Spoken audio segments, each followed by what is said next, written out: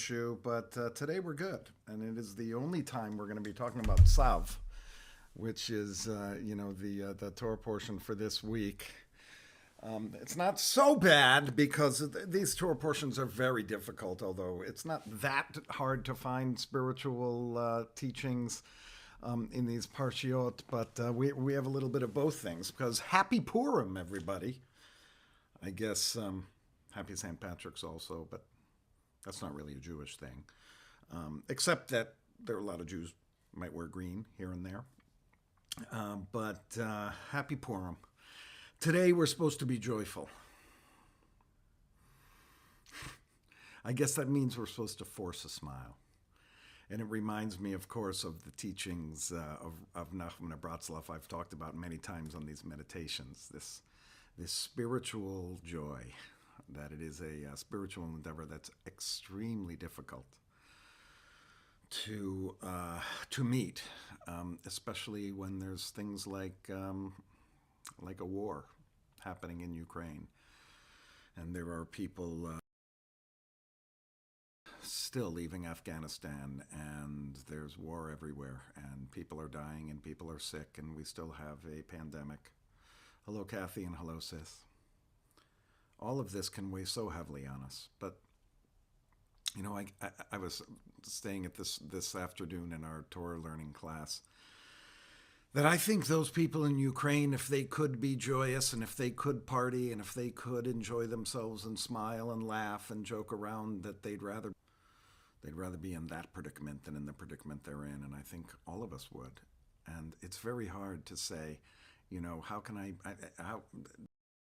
have joy when there's so much sadness in the world, and yet what choice do we really have? There are people all the time, all different walks of life, all over the world, that if we really thought about it, are having the most difficult time every single day, every day. And if we allowed that to rule us, then how would we be able to live our lives as fully as we want to? So the spiritual endeavor of keeping joy in our hearts, even when we know times are difficult. First of all, it might give us a little respite, right? A little respite from the challenges that we have in life. And then again, it may be just what we need to get ourselves away from the tragedies in this world and say, even with all of that, life is good. Life's positive. That there are enough people in this world that are doing good and are bringing joy and are helping others, that we can't let, just as we can't let one aspect of us as human beings completely dominate who we are, we can't take one aspect of the world and say the entire world is like that. And that can give us the impetus to say, okay, I can feel joy. I can feel happiness. I can feel joy. I can feel whole, which is what we're going to ask for later. So I thought I'd start on that for a couple of minutes. And then I was planning on talking about one thing, but I just heard we just entered a rabbi position here who actually had a quite beautiful interpretation of something in our Torah portion today. When they're talking about offering, hello Valerie, sacrifices to on the altar, that there was a fire that was burning there. As a matter of fact, it was an eternal flame, like the Ner Tamid. The Ner Tamid in the synagogue above the Torah represents the light that was constantly kept lit in the temple during the time of sacrifices. And the idea is that flame, let's call that our passion. Let's call that flame our existence. Let's call that flame our interests. We can call that flame the thing that keeps us going. And that once that flame shines and burns, if we don't keep feeding it, it peters out. If we don't keep if we don't keep feeding that flame of joy, that we'd like to feel, then we will feel no joy. If we stop feeding the flame of justice that burns in our hearts, then we won't feel for anybody. If we stop feeding our compassion for others, then we will lose that compassion for others. And whatever it is that gives you kind of this feeling of this burning desire, one might say, even though that's a little bit dramatic, those things that keep you lit, those things that keep you feeling alive, if we don't constantly feed them, very difficult to keep them going. I mean, I will admit, I'm not one, but I'm not one who works out. And I used to love to swim. I still want to. But once that flame kind of goes out, it's so hard to get it going again. It's so hard to say, I'm ready to get back. Kind of died down. It takes a lot more to get that flame going. So your concentrations, the things you love to do, the things, don't let those go away. Keep on feeding them. Keep on feeding your loves, your passions. Keep on feeding those things that make you feel alive and make you feel grateful for having this life. If we can continually feed them, then we can live this life of joy and wholeness that we seek.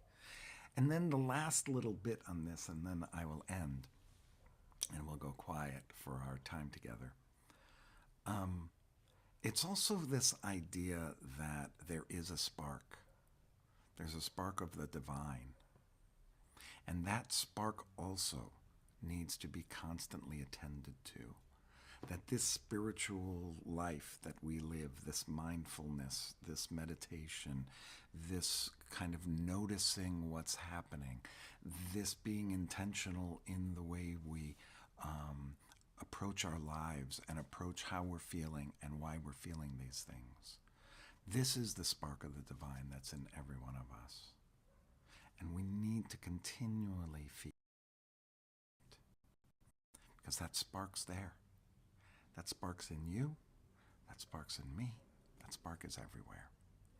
So I just thought that that was an inspirational drash that Rabbi Samantha Khan, I have to say B'Shem Omra in the name of the one who said it, offered that teaching to us in a Zoom meeting. And I thought that was really, really beautiful teaching and helped me today to understand that I need to keep that light going and I need to keep that flame lit.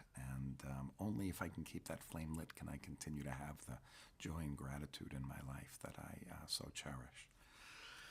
Okay, let's... Oh, hello, Michelle.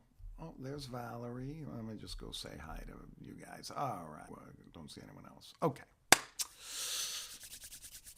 Let's get ourselves in a comfortable yet strong position. And just as a reminder, since we haven't been doing this for a week, we're just going to breathe. As easy as that sounds, it's not so much. Now, I see it's not so hard for my dog, who literally looks like he is completely exhausted, lying like strewn out on the floor. He's done nothing today. I don't know what makes him exhausted, but so be it. We're just breathing normal. We're just kind of allowing the breath to happen. If you feel like your body needs to have a larger breath, by all means, do that. You can also experiment here and there with breathing in through your nose and out through your mouth so that you feel the cold air in and the warm air out, which shows us kind of what happens to the air once it enters into our body and gets warmed up by our bodies. And most of all, we're just allowing everything to be just as it is for now. We're not solving any issues. We're not solving a problem. We're not healing the world at this moment. We're allowing ourselves just to exist as a being. We are being a being. And afterward, hopefully we'll be in a different place than we are right now. and be primed to do those things that we need to do and solve those problems that need solving. And it can hopefully give us a positive energy as we move forward. So, as the bell tolls, our meditation begins.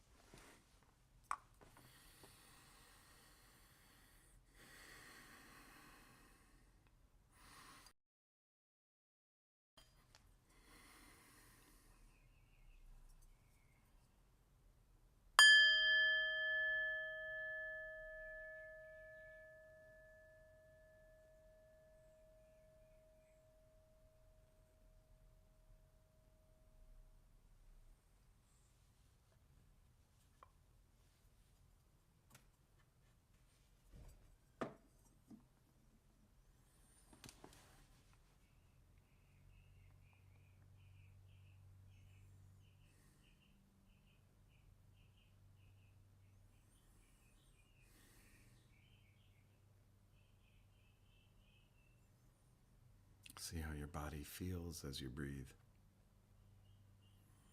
Notice if you have any pains or any tightness.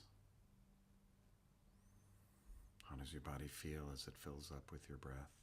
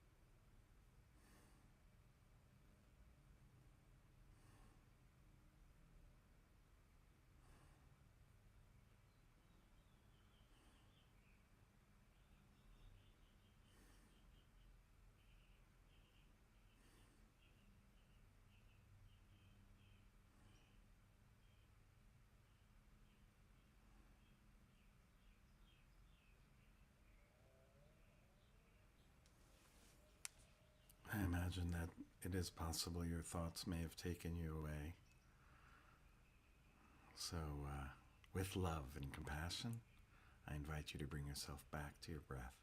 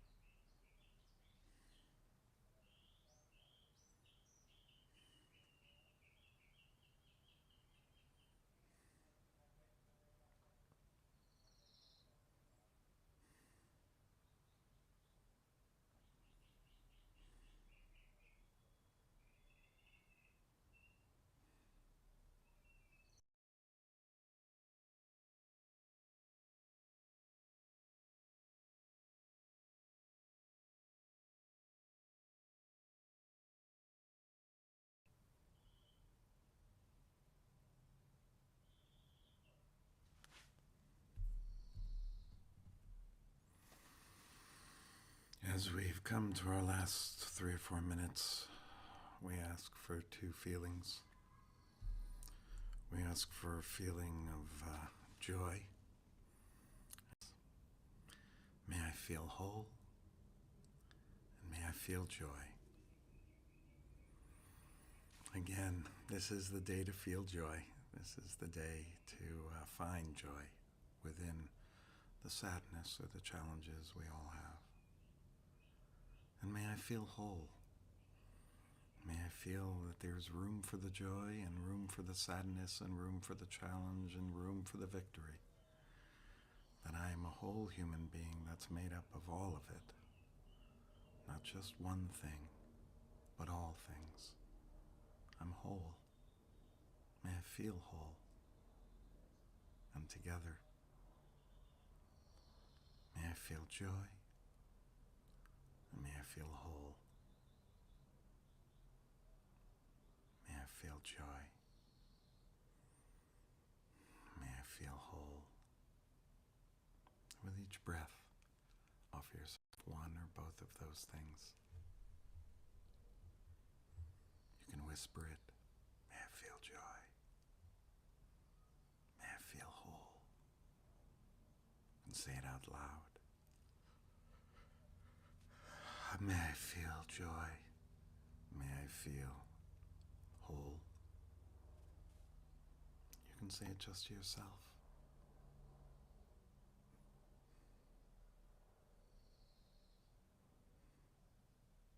May I feel joy.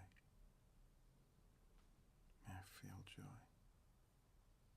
And may I feel whole. May I feel whole. May I feel joy. May I feel whole.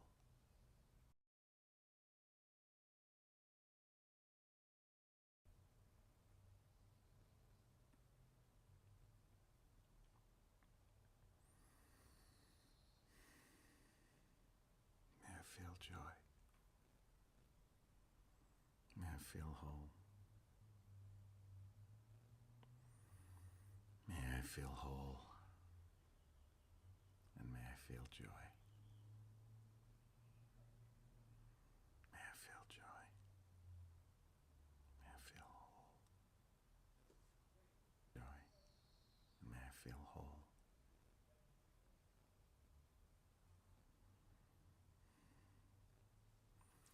Now for our final moments, we just return back to our breath.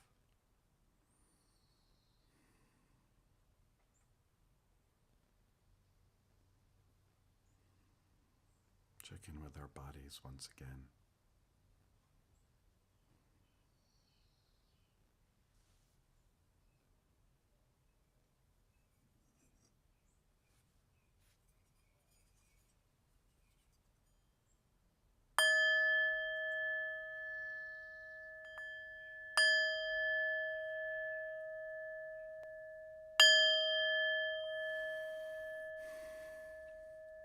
Thank you so much for joining me today.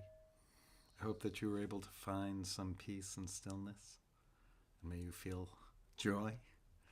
And may you feel whole. And be sure to watch tomorrow night, 8 o'clock, YouTube, The Clergy Office. I hope you'll enjoy that. Have a fantastic Shabbat.